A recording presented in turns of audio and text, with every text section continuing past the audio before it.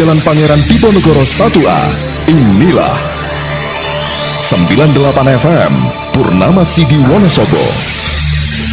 Mencerahkan, inspiratif.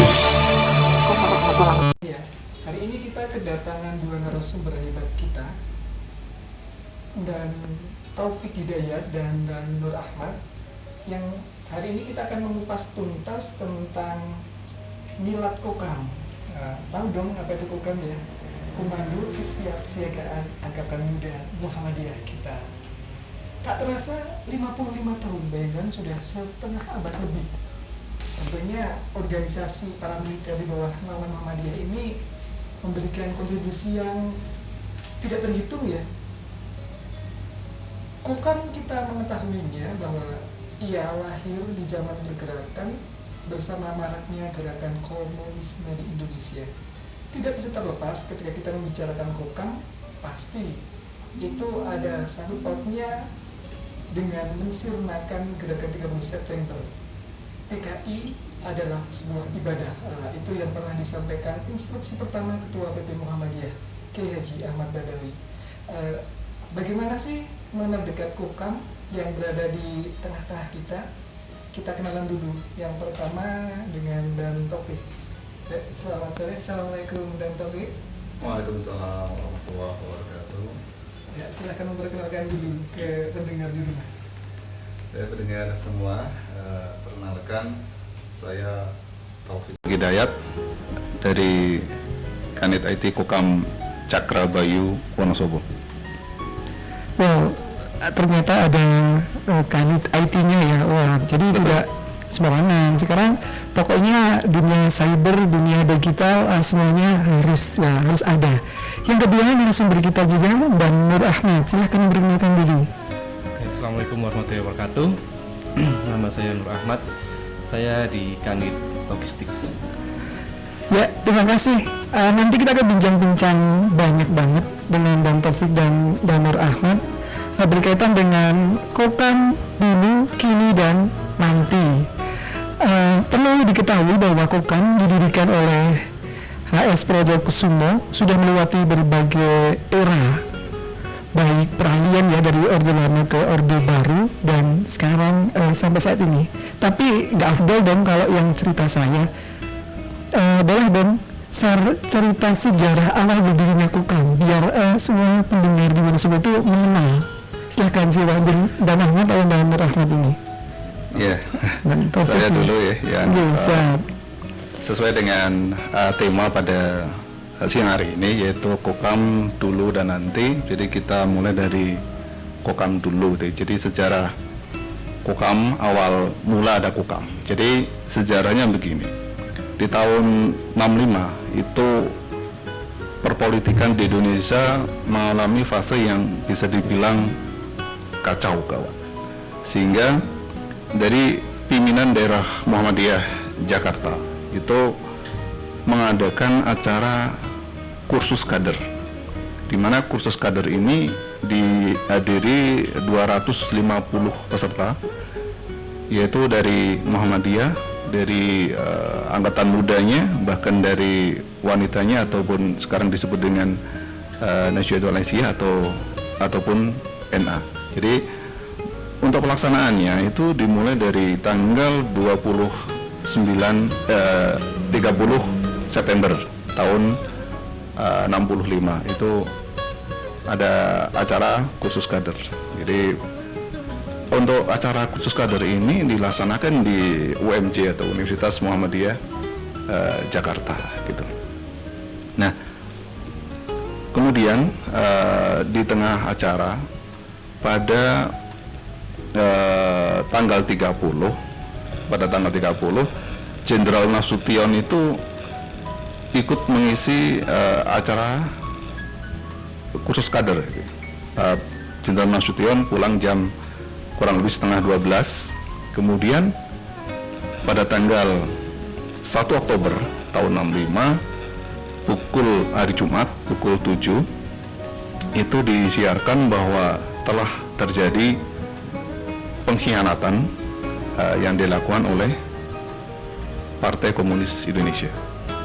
Nah, karena peserta sudah berdatangan dari berbagai daerah, kemudian saat itu pimpinannya adalah Projokusumo, pimpinan acara tersebut mengadakan rapat darurat dengan rektor atau jajaran rektorat untuk menyikapi berita yang beredar bahwa telah terjadi pengkhianatan di situ.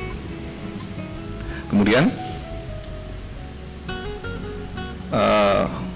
dari hasil pertemuan darurat itu memutuskan bahwa segera kita bentuk Kokam.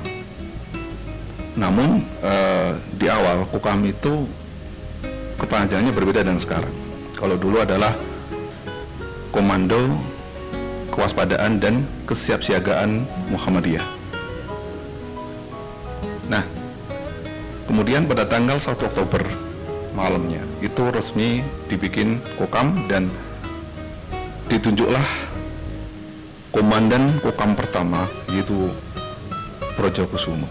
Kemudian menghimbau kepada seluruh cabang ataupun daerah di seluruh Indonesia untuk segera membentuk Kokam. Itu adalah latar belakang awal berdirinya Kokam.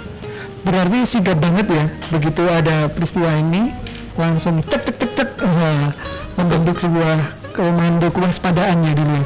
Komando kewaspadaan kesiapsiagaan Muhammadiyah, luar biasa sekali.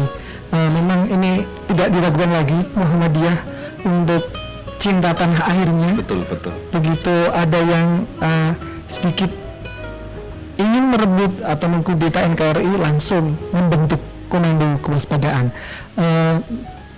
Saya pernah baca di sebuah buku, ternyata menurut instruksi dari ataupun mandat dari PP Muhammadiyah itu, Kokam itu adalah badan ad hoc atau yang dibentuk sementara ketika terjadi keadaan yang darurat. Nah, sementara keadaan darurat ini kan sudah berlalu nih Dan.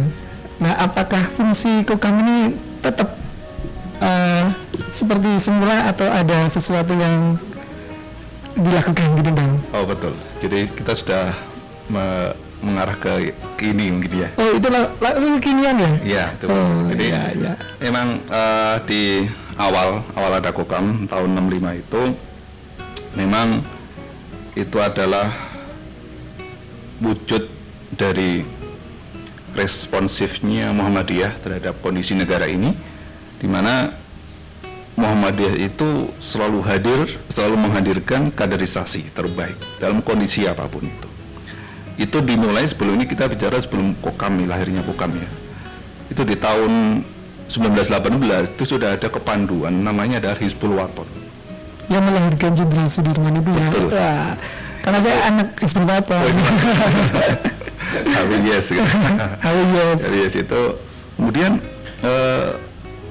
di tahun 63 itu membentuk Tapak Suci dengan Kosegunya. Kosegunya nanti adalah pasukan yang garda terdepan. Apapun yang terjadi, Kosegu inilah yang akan berhadapan. Kemudian baru tahun 65 adalah terjadi Kokam, dan ini adalah wujud bahwa Kokam itu namanya juga kalau sekarang Komando Kesiapsiagaan Angkatan Muda Muhammadiyah. Siap siaga dengan keadaan apapun itu. Jadi yang mengancam. Jadi kalau di Kokam membela negara, membela persyarikatan, dan juga di situ tidak kalah pentingnya adalah membela agama. Jadi sampai sekarang bukan berarti lahirnya karena gentingnya peristiwa G13 PKI kemudian itu sudah berlalu, kemudian Kokam udah berhenti saja. Tugasnya udah selesai, belum ya? Selesai. Jadi karena juga kesiapsiagaan, apapun bisa terjadi. Maka kalau kita mengenal bahaya laten itu kan bisa terjadi kapan saja. Jangan sampai Kokam itu lengah. Ya, Kokam itu lengah, nggak sesuai dengan namanya dong, kesiapsiagaan. Karena ideologi sulit hilangnya ya. Betul. Ideologi sulit hilangnya. Gitu. Nah, untuk tahun kemudian sebenarnya setelah tahun 65, setelah penumpasan PKI itu Kokam belum begitu greget ya, artinya agendanya masih agak jarang. Kemudian mulai lagi di awal-awal reformasi tahun 1994 itu Kokam kembali menggeliat lagi gitu. Itu seperti itu. Itu yang melatar belakangi di setelah beberapa saat nggak ada kegiatan, kemudian menjelang reformasi menggeliat kembali seperti itu. Mungkin dan Ahmad nambah nggak tentang masa lalu atau sejarah berdirinya Kokam? Kalau untuk sejarah berdirinya Kokam sih kurang lebih seperti yang disampaikan sama Dan Taufik tadi. Cuman saya sedikit nambah terkait yang kini ya. Jadi kenapa kok tugas sudah selesai tapi sampai sekarang masih eksis gitu Masih kan, eksis gitu ya. Jadi Kokam itu kalau sekarang komando kesiapsiagaan ya. Kalau dulu komando kewaspadaan dan kesiapsiagaan. Nah, jadi dalam kesiapsiagaan itu dalam bentuk apapun Mas. Jadi nggak cuma dalam bentuk politik ataupun konflik, tapi dalam segala hal. Misalkan ada bencana alam ataupun ya bencana-bencana sosial atau yang lainnya lah. Jadi nggak cuma menghadapi seperti masa dulu. Jadi kalau sekarang udah lebih berkembang lagi tugas-tugas kamu. Cuman kalau tugas pokoknya Kokam itu adalah menjaga persyarikatan gitu kan kalau sekarang itu.